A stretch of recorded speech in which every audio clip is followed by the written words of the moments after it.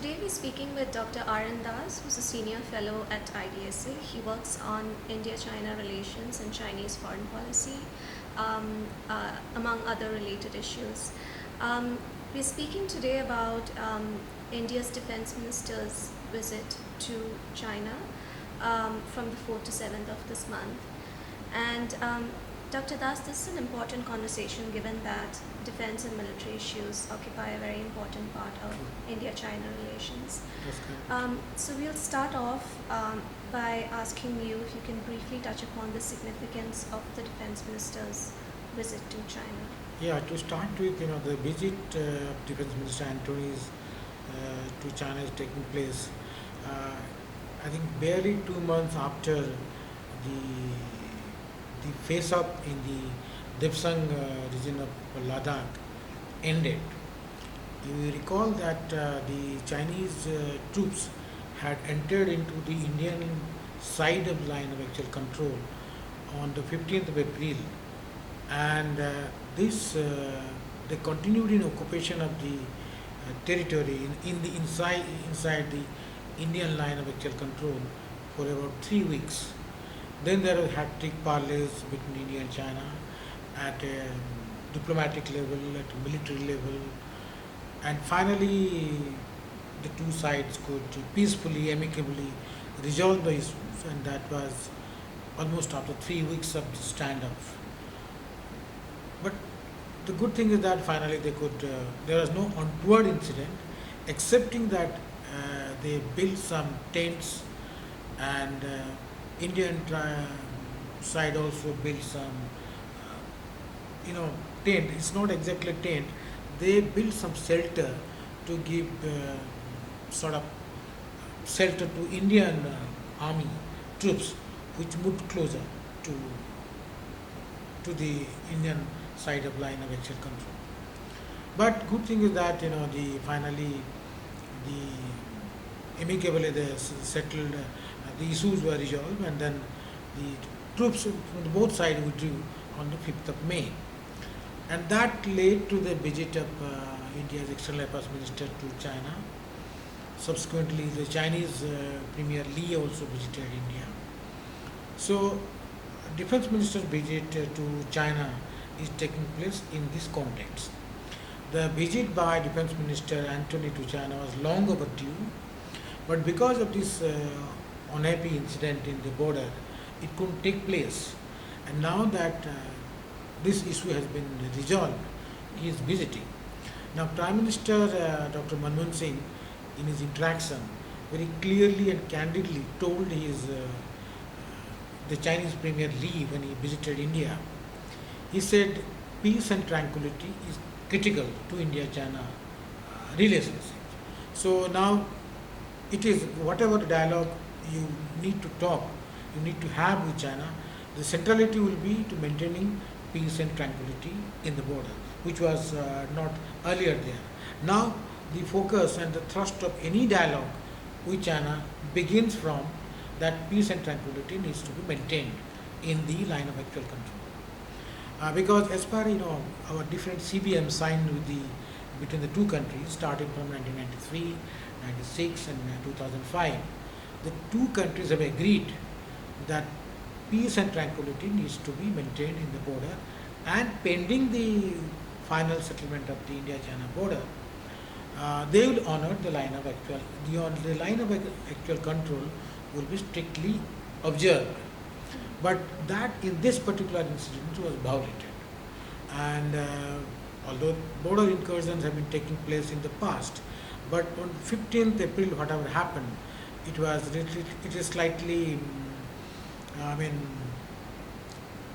matter of great concern to India, because not only that, they entered into about 19 kilometers of Indian side of the line of actual control, but they were in occupation of this territory for about 3 weeks, and they built also tents.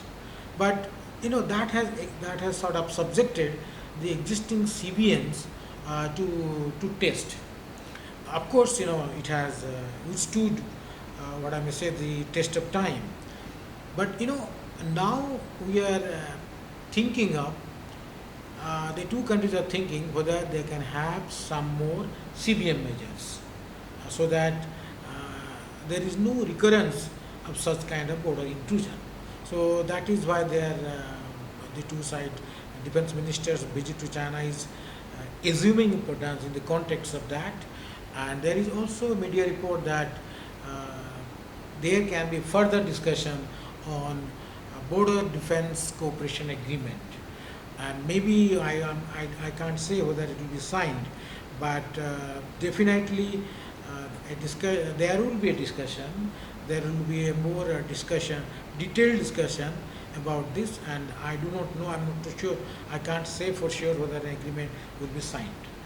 Plus, the two defense ministers, the India, Mr. Antony can also discuss with his interlocutors about other global and regional issues, including the situation in the Asia Pacific and the situation in Afghanistan, because as you know, the American troops will be withdrawing from Afghanistan in 2014.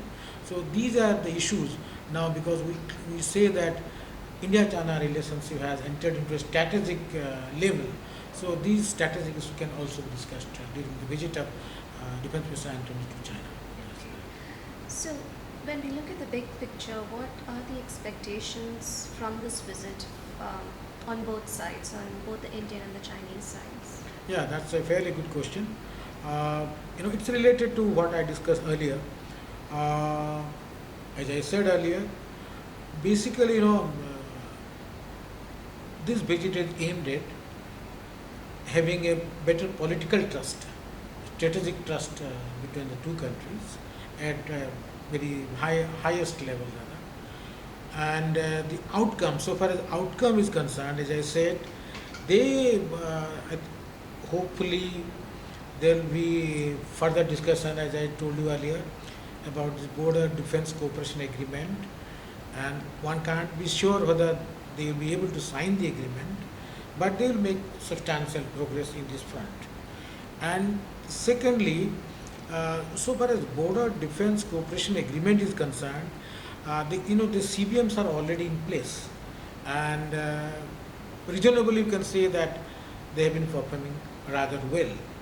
Now, this Depsang incident has brought out new factors. For example, now once such an incident happens, which may happen in how you tackle it, because this time the two sides are exposed, how to coordinate between and among different agencies in both the countries, because we have the military side, the diplomatic side, the foreign office, so a lot of coordinates are there. How to synchronize and how to better coordinate, I think that is perhaps the thrust of this proposed border defense cooperation agreement, because the CBMs are already there.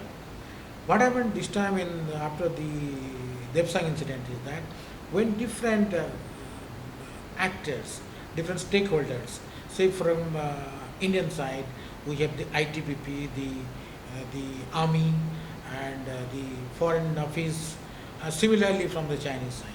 Now the question is how to coordinate, how to have better coordination, synchronization. These are the issues they are going to discuss, so far as the border defense cooperation agreement is concerned.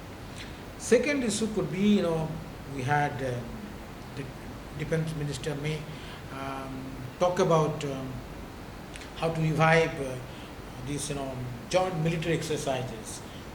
Both the two countries had these joint military exercises earlier on two occasions, and maybe that they can think of reviving these joint military exercises and other cooperation between armies and defense ministries of the two governments.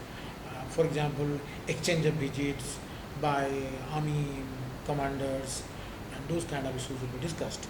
And finally, I will reiterate once again, they can discuss about situation in Afghanistan, in Asia Pacific.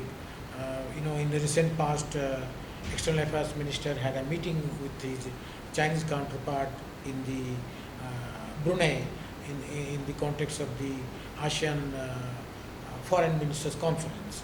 So there also the External Affairs Minister has offered that India can extend its whatever support for this, evolving a code of conduct so far as the situation in the South China Sea is concerned.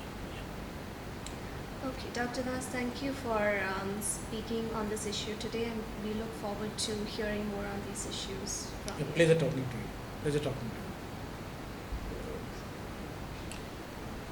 So इसको